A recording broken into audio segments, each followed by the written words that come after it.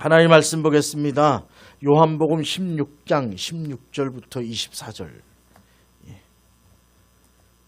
신약 성경입니다. 요한복음 16장 16절부터 24절까지 말씀을 교독하도록 하겠습니다. 175쪽에 있습니다.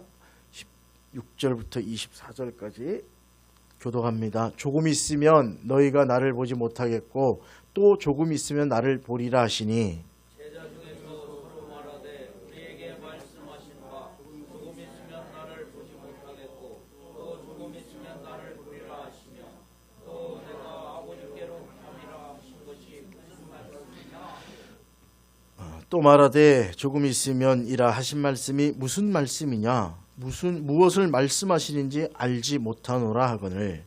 예수께서 그 묻고자 함을 하시고 이르시되 내 말이 조금 있으면 나를 보지 못하겠고 또 조금 있으면 나를 보리라 하므로 서로 궁리하느냐. 내가 진실로 진실로 너희에게 이르노니 너희는 곡하고 애통하겠으나 세상은 기뻐하리라. 너희는 근심하겠으나 너희 근심이 도리어 기쁨이 되리라. 여자가 해산하게 되면 그때가 이르렀으므로 근심하나 아기를 낳으면 세상에 사람 난 기쁨으로 말미암아 그 고통을 다시 기억하지 아니하리라. 지금은 너희가 근심하나 내가 다시 너희를 보리니 너희 마음이 기쁠 것이요 너희 기쁨을 빼앗을 자가 없으리라. 그날에는 너희가 아무것도 내게 묻지 아니하리라. 내가 진실로 진실로 너희에게 이르노니 너희가 무엇이든지 아버지께 구하는 것을 내 이름으로 주시리라. 함께 있습니다. 지금까지는 너희가 내 이름으로 아무것도 구하지 아니하였으나 구하라 그리하면 받으리니 너희 기쁨이 충만하리라. 아멘. 임마누엘 찬양대 찬양으로 하나님께 영광 올려 드리겠습니다.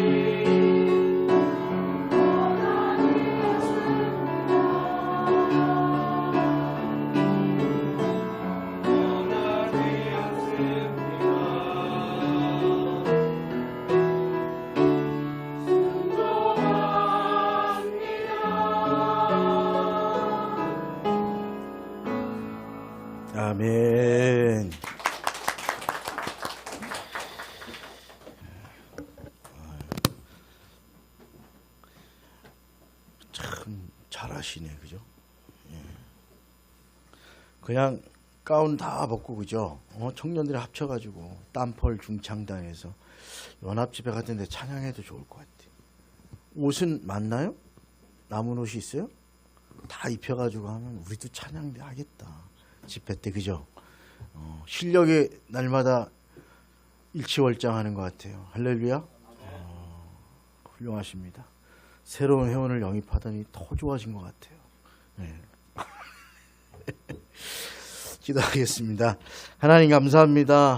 오늘 부른 찬양처럼 순종하며 살게 도와주시고 주신 아버지 하나님의 허락하신 곳에서 영광 돌며 살아가는 우리 모두 되게 하여 주옵소서. 말씀 듣는 시간 성령의 능력으로 함께 하셔서 지혜로 깨달아지는 시간이 될 수 있고 결단하는 시간이 되도록 인도해 주시옵소서. 예수님의 이름으로 기도드리옵나이다. 아멘. 내 삶을 바꾸는 능력의 선포문 오늘도 선포하도록 하겠습니다. 예, 합니다. 시작. 나는 예수님을 믿고 거듭난 하나님의 자녀입니다. 하나님은 오늘도 나에게 필요한 지혜를 주시고 나를 언제 어디서나 보호해 주실 것입니다. 예수님은 아닌 나에게 불가능한 일은 없습니다. 예수님 안에 있는 나는 항상 강하고 담대합니다. 예수님은 나의 구원자요 나의 치유자이십니다. 오늘도 성령님께서 행하실 놀라운 일들을 기대합니다. 나는 성령으로 충만한 사람입니다. 나는 다른 사람을 칭찬하고 축복하는 사람입니다. 나는 세상의 온갖 죄악을 멀리하고 선한 영향력을 나타내는 천국의 외교관입니다. 나는 십자가에 달려 죽으시고 부활하신 예수 그리스도를 전하는 전도자입니다. 오늘도 나와 함께 하시고 나를 통해 역사하실 하나님을 찬양합니다. 아멘. 할렐루야. 느낌표가 뭐예요? 뭐라고? 국어국문학과 없네? 입시생 최근 느낌표는 어떻게 하는 거죠? 크게 하는 거잖아. 앞으로 우리 읽을 때 보호해 주실 것입니다. 보호해 주실 것입니다. 원래 이래야 되는데 저도 여러분들 잘 못하는 것 같아요. 이대로 될 줄로 믿습니다. 예. 어느 아들이 있었어요. 수개월 동안 병상에 누워있는 아버지를 곁에서 간호했습니다. 의사가 늘 말했습니다. 이제 준비하셔야 됩니다. 그래서 마음의 준비를 하고 있었는데 어느 날 아버지의 호흡이 점점 옅어지고 결국은 호흡이 멎었습니다. 그 순간 아들은 아무 말도 할 수 없었어요. 눈물은 나지 않지만 몸 전체가 얼어붙는 듯 했습니다. 얼마 꺼지만 해도 아버지였던 그분이 이제 시체가 되어버렸습니다. 의료진은 아버지를 천으로 덮고 병원 복도 끝에 냉동실로 옮겼습니다. 그리고 아들에게 들어오지 마시라고,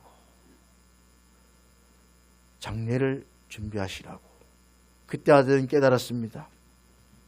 죽음이란 이렇게 철저히 산자로부터 죽은 자를 분리해내는 것이 바로 죽음입니다.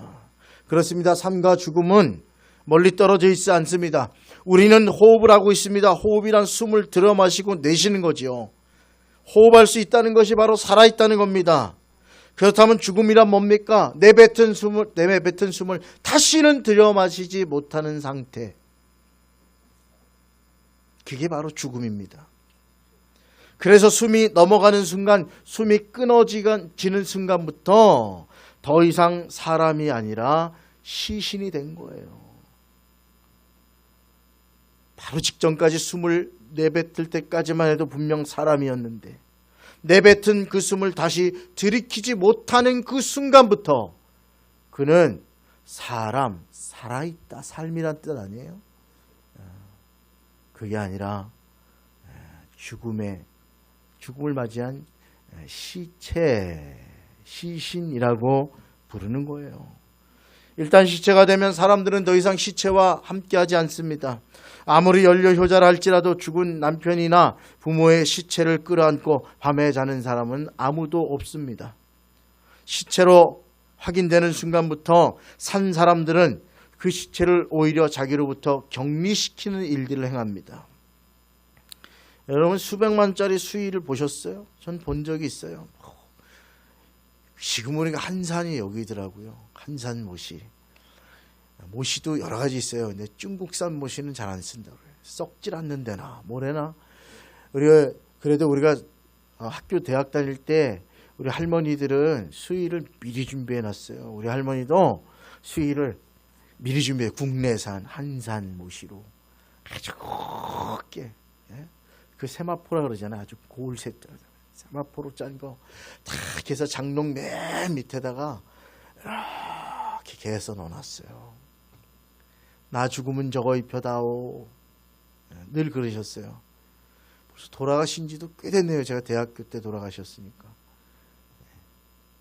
여러분 그게 근데 한두 푼 한 게 아니었어요. 몇십만 원이 아니고 내 기억에 할머니가 그동안 모았던 걸 해서 자식들한테 필요 없다. 그러면서 당연히 그때가 옛날인데 그때 내가 기백만 원 주고 샀다고 200만 넘게 줬다는 그 얘기를 들은 적이 있어요. 곱게 모셔. 자 여러분 수의가 있어요. 누가 여러분에게 선물을 줬습니다. 300만 원짜리 수의예요. 오늘부터 입고 다니실 거예요? 300만 원짜리잖아. 우리 양복 기껏 해봤자 2, 30만 원짜리인데 300만 원짜리 수의 입으라 그래도 아무리 비싸도 입을 사람이 없습니다. 수의는 살아있는 사람의 옷과 틀리기 때문입니다. 죽은 이에게 이 옷을 입히는 것도 이제 우리와 다르다고 하는 격리를 시키기 위한 그런 일이에요. 그리고 나중에 어떻게 해요? 흙으로 덮잖아요. 흙으로 덮었다는 건 뭐예요? 이제 그 자리에 있고 살아있는 우리한테는 오지 말란 뜻이에요. 이것은 단절을 뜻하는 거예요. 오늘 본문에도 주님이 죽음을 몇 시간 앞두고 사랑하는 제자들에게 오늘 말씀했어요. 16절에 보니까 조금 있으면 너희가 나를 보지 못하겠고 또 조금 있으면 나를 보리라 하시니, 제자들이 이 말을 듣고 말해요. 18절인데 읽어볼까요? 18절 같이 읽습니다. 시작. 또 말하되 조금 있으면 이라 하신 말씀이 무슨 말씀이냐, 무엇을 말씀하시는지 알지 못하노라 하거늘. 이게 무슨 뜻인지를 못 알아듣고 이야기하는 겁니다. 사실은 조금 있으면 나를 보지 못하리라 그 말은 알아들었을 수도 있어요. 계속 십자가 얘기를 했거든요. 그러니까 그 중에 알아들은 제자도 있을 거예요. 주님 정말 돌아가시나? 못 보게 되는 건가? 근데 또 조금 있다가 나를 보리라. 이거 안 돌아가신다는 얘기인가? 헷갈리는 거예요, 이게. 그래서 제자들은 그 주님의 말씀에 이 두 가지를 도저히 연결시킬 수 없었기 때문에 도대체 무슨 뜻인지 무슨 말씀인지 알지를 못하겠다. 그렇게 제자들끼리 쏙닥쏙닥 얘기하고 있었던 거예요. 그리고 이 말씀을 하신 지 불과 며칠 후에 주님은 십자가에서 정말로 돌아가셨고 아르마대 요셉이 내어준 무덤에 세마포에 쌓여서 장사되었습니다. 그리고 돌문을 막아버렸어요. 조금 있으면 나를 보지 못하리라. 그 말씀이 이 뜻이었구나. 제자들은 깨달았을 것입니다. 그런데 제자들이 놓친 말이 있어요. 바로 그 뒤에 또 조금 있으면 나를 보리라. 이 말씀은 생각지도 못했습니다. 사흘째 새벽 어둠을 깨트린 놀라운 소식이 들려왔습니다. 그분이 살아나셨습니다. 마리아가 달려오면서 외쳤어요. 죽음의 문이 닫히고 무덤에 묻히면 철저한 단절인 줄 알았는데 그분이 살아나셨다는 거예요. 도저히 믿을 수가 없어서 베드로와 제자들이 달려갔는데 정말 주님 누우셨던 곳에 몸을 쌌던 시신을 쌌던 세마포만 있고 주님은 보이지 않았습니다. 그들은 깨닫지 못했어요. 죽음의 문이 닫히면 인생은 거기서 다 단절이고 끝이라고 얘기하지만 그 문이 닫히고 났더니 주님 안에서는 영생의 새로운 문이 열렸다고 하는 사실을 그들은 알지도 못했고 깨닫지도 못했기 때문에 그 말씀을 기억하지 못했던 거예요. 우리가 이 땅에 살아있는 동안 오직 이 진리를 붙들어야 되는 이유가 있습니다. 내게 죽음의 문이 닫히면 그대로 단절이 아니라 부활과 영생의 문이 열린다고 하는 사실, 이 진리를 꼭 붙들고 사시기를 주님의 이름으로 축원드립니다. 왜 그렇습니까? 이 땅에서 진리를 쫓아 걷던 사람에게만 그 문이 열리기 때문에 그렇습니다. 아무에게나 그 문을 열어주지 않습니다. 성경이 말씀하시기를 예수님만이 길이요 진리요 생명이니 주님으로 말미암지 않고는 하나님 아버지께로 올 자가 없다고 못 박아 놓으셨기 때문에 그렇고, 정말로 인류 역사의 수많은 종교의 지도자, 창시자, 수많은 선진들, 철학자들 죽고 나면 우리와 단절이에요. 끝이지. 그들이 살아난 적이 한 번도 없어요. 뭐 장사 지내다가 어쩌다 살아났다, 며칠 만에 깨어났다, 또 죽잖아요. 근데 우리 주님은 죽음을 이기시고 새로운 몸으로 부활하셨고 40일 동안 제자들과 함께 계셨으며 하늘나라의 일을 알려주셨고, 제자들이 보는 앞에서 500명의 사람들 앞에서 부활 승천하셨어요. 그리고 성령이 약속한 대로 오셨고, 그 성령을 받은 사람들은, 제자들은 부활의 소망을 붙들고 순교하며 다 고통 속에 죽었지만 자기의 사명을 감당했다고, 내가 영생의 길에 들어섰다고 오히려 그 죽음을 감사하며 찬양하는 그런 사람들의 삶으로 살았고, 그 제자의 제자 삼으라 그랬던 것처럼 그 제자가 오늘 여기 우리 땀펄교회에 여러분들이 그 제자로 와 앉아 있는 것입니다. 사랑하는 여러분, 이 땅에서 어마한 욕망을 쫓느라 진리 밖에 거하다가 육체가 시체로 변하는 그 순간부터 영원한 진리의 길, 생명의 길에서 격리된 채 영원한 죽음의 길, 영원한 지옥에서 배회해야 한다면 그것만큼 불행한 일이 어디 있겠습니까? 그보다 어리석은 선택이 어디 있겠습니까? 얼마나 잘 먹고 살겠다고요. 100년 안에 저나 여러분이나 그 기업 회장이나 좋은 차 타고 다니고 비행기 타고 다니고 대통령이나 다 죽어요. 하루 3끼 먹는 건 똑같아요. 3끼 건강하게 기분 좋게 드시고 건강하시고, 그리고 살아있는 이 시간이 영원한 문을 여는 유일한 시간임을 기억하며 항상 여기에 소망을 두고 걸어가는 저와 여러분 되시기를 주님의 이름으로 부탁을 드립니다. 왜냐하면 언제 우리의 호흡이 멎을지 아무도 모르기 때문에 늘 준비하는 삶을 살아야 되는 거예요. 오늘 이 자리에 잘 오셨어요. 큰 교회는요, 우리는 그렇지만 큰 교회는 진짜 웃긴 일이 많아요. 토요일날 주일날 놀러 갔다 사고로 죽는 사람에, 낙상하는 사람에, 제가 기억하는 것만 해도, 장례를 치르러 가면 좀 잘 살지, 좀 신앙생활 좀 열심히 하시지, 그래도 주님 붙들고 간다고 그런 고백이라도 하시지. 이름이 있으니까 장례는 치러드리는데 할 말이 없어요. 솔직하게 얘기해서. 하나님의 은혜만 바랍니다. 남아있는 유족들 신앙생활 잘 하십시오. 이거밖에 할 말이 없어요. 얼마나 비참한 거예요. 잘 오셨어요. 차라리 죽어도 교회 근처에서 죽는 것도 복일 것 같아.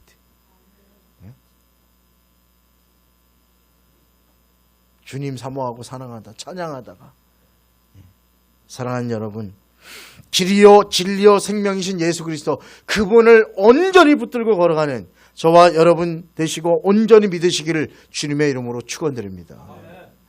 그 진리를 따라야 돼요. 그 생명 안에 거해야 됩니다. 그 길 위에 서 있어야 됩니다. 그때 내 육체가 시체로 변하는 그때 내 죽음의 날은 영원한 격리가 아니라 영원한 생명의 길에 들어선다고 하는 이 진리 가운데서 걸어가셔야 되는 거예요. 그래서 클레어 루츠라고 하는 분이 이렇게 얘기했대요. 그가 출생한 날짜는 모르지만 그의 죽은 날짜를 우리가 기억한다는 것은 의미 있는 일입니다. 우리는 모든 성인들에 대해서 그가 죽은 날짜를 기념합니다. 왜냐하면 이날은 바로 그들이 하나님 앞에서 새로운 삶을 시작한 날이기 때문입니다. 저 이 말이 이해가 돼요. 저희 아버지 돌아가신 지 오래됐지만 저희 아버지 생신이 잘 기억 안 나요. 살다 보면. 돌아가셨으니까. 안 지키니까. 근데 우리 엄마는 우리 아버지 생일날 혼자 작은 케이크를 사다 놓고 그렇게 일찍 갔지만 그래도 기억을 하고 생일을 한대. 근데 나는 기억을 못해요. 뭐 내야 되는데 아버지 주민등록번호 써야 되면 그때 가서 뭐지? 그때 가서 기억했어요. 그때 가서. 너무 오래돼서 잊어버렸어요. 근데 우리 아버지 돌아가신 날은 기억해요. 8월 14일, 15일. 그래서 기억하기도 좋으라고 우리 어머니가 8월 15일 날 기회를 드리는데 가본 적은 없어요. 꼭 8월 15일 날 무슨 붕에 있고 집회 있고 뭐 이래가지고 돌아가신 기일을 여러분 기억하는 이유는 특별히 우리 믿음의 사람들이 그 기일을 기억할 때 추도 예배 드리잖아요. 그건 어떤 마음으로 드려야 되냐면 그리운 마음도 있지만 하나님 앞에 가는 생명의 길에 들어가 있다는 거, 구원받았다는 거, 그거를 감사하며 드리는 예배가 기독교인들의 추도 예배예요. 슬퍼하고 이런 날이 아니란 말이에요. 그래서 하나님 앞에 새로운 삶이 시작된 날이라고 그렇게 기억하고 예배드려야 돼요. 부활은 단지 예수님만 살아난 사건이 아닙니다. 우리 모두 죽음에 대한 새로운 해석을 주신 날이에요. 나를 믿는 자는 영원히 죽지 아니하리니 내가 이것을 믿느냐? 와, 주님 할렐루야. 우리에게 죽음은 사람들과의 단절, 버려짐, 묻힘, 썩어짐이 아니라 새로운 생명으로 나아가는 축복의 문이 열리는 날인 것을 기억할 수 있기를 바랍니다. 부활 신앙을 가진 사람은 그래서 죽음을 두려워하지 않습니다. 이 신앙은 단지 죽은 뒤 천국 간다는 위로의 신앙이 아니에요. 부활 신앙은 오늘을 사는 우리의 삶의 방식도 바꿔버려요. 부활 신앙을 가진 사람은 절망 속에서 희망을 붙듭니다. 왜요? 내가 죽음까지 이기는 사람이 되는데 이 땅에 왜 절망을 붙들고 삽니까? 소망을 붙들고 살기를 주님의 이름으로 축원드립니다. 부활신앙은 고통의 의미도 바꿉니다. 왜 이렇게 안 되지? 고통스럽지가 아니라 이 고난을 통하여도 하나님이 역사하실 것이고 이 고난을 다 바꿔주시고 죽음을 이기신 그 능력으로 내 삶의 역사에 주시고 계시다. 그렇게 고백한 믿음으로 나가기 때문에 거기에 무너지지 않습니다. 부활신앙은 이 땅의 생을 영원한 생명의 전주곡으로 보는 거예요. 그래서 이 땅의 삶이 슬프고 고된 삶이 아니라 저 영광의 나라에 가는 그 길을 가는 전주곡이잖아요. 본곡이 나오면 아름답잖아요. 근데 전주곡도 아름답잖아요. 클래식 들어보면 시작이에요. 여러분이 여기서 이미 천국의 삶을 시작하고 있는 거예요. 부활신앙의 삶을 살고 있는 거예요. 쉽게 넘어지지 마시고 쉽게 절망하지 마시고 세상에 곧 붙들지 마시고 성령 충만으로 부활의 신앙을 붙들고 걸어가는 저와 여러분이 되어야 합니다. 바울이 뭐라 그랬어요? 사망아 너의 승리가 어디 있느냐? 사망아 너의 쏘는 것이 어디 있느냐? 죽음이 끝이 아니라면 그리스도 안에서 삶의 모든 고난조차도 당당하게 외쳐야 되는 거예요. 죽음아 네가 뭔데? 나는 이 죽음 이후에 영원한 부활의 삶을 사는 부활의 사람이야. 그날이 언제인지 몰라 두려워하지 마세요. 담대하게 나아가세요. 매 순간순간 부활의 신앙으로 여러분에게 주어진 이 삶이 하나님 주신 선물이요 주께 영광 돌릴 시간이라고 하는 사실을 기억하면서 죽음조차 나를 못 이기는 난데 내가 세상에 무너지랴. 주의 성령과 더불어 귀한 역사, 귀한 일들, 귀한 영광 돌리는 그런 사람들이 될 수 있길 바랍니다. 주님이 22절에 이렇게 얘기해요. 같이 읽어볼까요? 22절 같이 읽습니다. 시작. 지금은 너희가 근심하나 내가 다시 너희를 보리니 너희 마음이 기쁠 것이요 너희 기쁨을 빼앗을 자가 없으리라. 아멘. 죽음이 사라지는 곳에는 그 기쁨이 임하는데 그 기쁨을 빼앗을 게 하나도 없어요. 천사나 권세자나 장래인이나 천사나 그 어떤 것도 그리스도 예수 안에 있는 하나님의 사랑에서 너희를 끊을 자가 없다. 할렐루야.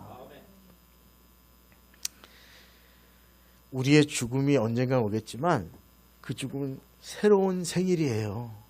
태어난 생일이 있다면 길이다가 아니라 그날은 우리의 새로운 삶을 사는 생일, 부활의 아침을 맞이하는 날이에요. 사랑하는 성도 여러분, 죽음을 두려움의 언어로 말하지 말고 죽음은 하나님 나라 가는 문을 열고 들어가는 것뿐이에요. 우리는 하루살이라고 그래요. 하루살이. 이렇게 오래 사는데 왜 하루살이냐? 하루 자고 일어나서 눈 뜨면 하나님이 또 소명과 사명을 주신 거예요. 가정 위에서, 일터에서, 여러분 삶의 현장에서 열심히 사시고 그 모든 게 다 주님께 영광이 된다는 거 알고 영광 돌리며 사세요. 그리고 어느 날 아침에 힘들어 누워있다가 눈을 떴는데 그곳이 어디예요? 하나님의 나라인 거예요. 그래서 우리는 하루살이라고 불러요. 하루하루 충실을 다하는 게 그리스도인이에요. 내일 일은 난 몰라요. 하루하루 살아요. 하루에 기쁨을 얻고 최선을 다하고 부활의 소망을 가진 자는 주님이 주신 이 기쁨이 있으니까 절망, 낙담, 원망, 불평하며 살지 않습니다. 하나님, 이 땅에서 내 마지막 숨을 내쉴 때 하나님 그게 끝이 아니라 영생의 새로운 호흡을 나에게 부어 주시옵소서. 그 호흡은 더 이상 끊이지 않는 생명, 영원히 주님과 함께하는 생명이 되는 겁니다. 그러므로 우리는 이렇게 기도해야 됩니다. 주님, 언젠가 만날 우리의 죽음이 영원한 단절이 되지 않게 하시고 우리의 마지막 날이 슬픔의 끝이 아니라 우리의 마지막 날이 주님과 함께하는 소망과 생명의 날이 되게 하여 주시옵소서. 그럴 때 누군지 모르지만 우리의 무덤 위에서 찬양하겠죠. 예? 부활의 찬양 부르겠죠. 소망의 찬양을. 그죠? 사랑하는 여러분, 부활신앙은 미래의 약속만이 아니에요. 오늘 여기 있는 여러분에게도 지금 임재해 있는 거예요. 힘내세요. 좀 이렇게 처져 있지 말고 절망하지 말고 세상 말로 텐션을 좀 올리세요. 이미 다 받아 누리고 약속된 사람들인데 그렇게 살 일이 뭐가 있어요. 그리고 복된 말, 오늘 우리가 선포한 것처럼 복된 말 하시고 좋은 말 하시고 격려의 말 하고 위로의 말 하시고 그것만 하기에도 짧은 인생입니다. 그렇게 걸어가시고 여러분에게 주어진 삶에서 주님과 동행하며 두려움을 이겨내고 눈물을 소망으로 바꾸고 무덤 같은 절망조차 우리를 무너뜨리지 못한다는 걸 알고 죽음조차 우리를 못 무너뜨리는 인생임을 알고 새 생명의 문으로 나아가는 사람이니까 날마다 하나님과 동행하면서 저 어둠 속에 있는 게 아니라 빛으로 나아가 주와 동행하시고 힘있게 걸어가는 우리 사랑하는 땀펄교회 성도님들 모두가 될 수 있기를 주님의 이름으로 축원드립니다. 기도하시겠습니다. 길이요 진리요 생명이신 예수님, 주님의 부활을 믿습니다. 죽음을 이기신 주님의 능력으로 우리를 새롭게 하여 주시옵소서. 오늘의 삶을 부활의 소망으로 채워지게 도와주셔서 아버지 하나님, 늘 하나님 은혜 안에 기쁘게 살게 도와주시고 우리의 정말 마지막 이 땅의 날이 부활의 새벽이 되는 축복을 누리게 하여 주시옵소서. 예수님의 이름으로 축복하며 기도 올려옵나이다. 아멘.